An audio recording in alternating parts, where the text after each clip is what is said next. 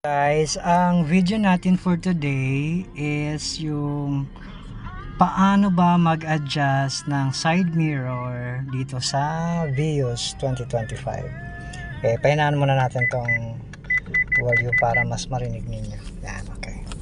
So yun, ito yung left na side mirror natin. Ito yung sa driver seat, no?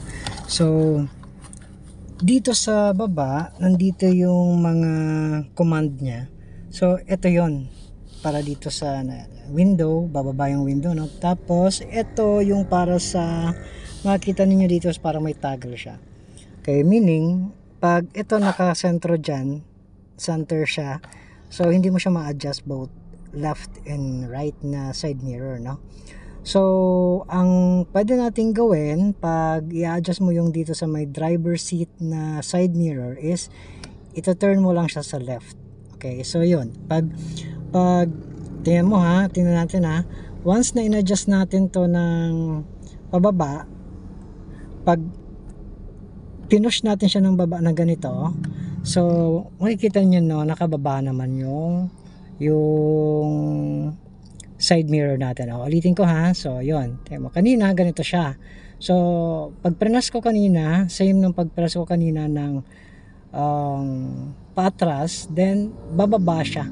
Okay? So, ngayon, pag pinush naman natin to ng pa-forward, eto siya. Pag pinorward mo, tataas siya. Okay? So, ngayon, pag prenas natin siya ng papunta dun sa left, okay? Tingnan nyo ha, pag pinush natin ng left, yan.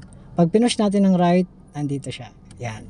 So, yan yung, ganyan yung pag-adjust ng side mirror dito sa Vios 2025 automatic. Okay? Kung anong ginawa nyo dito sa left side, same din naman siya dun sa right side, no? Yan. So, same pa rin. I-turn nyo siya sa right, and kung ano yung process na ginawa ninyo kanina para dito sa left na side mirror, same lang siya. Okay? So, okay guys, hope na nakatulong to sa inyong video na to. Don't forget to subscribe. Thanks!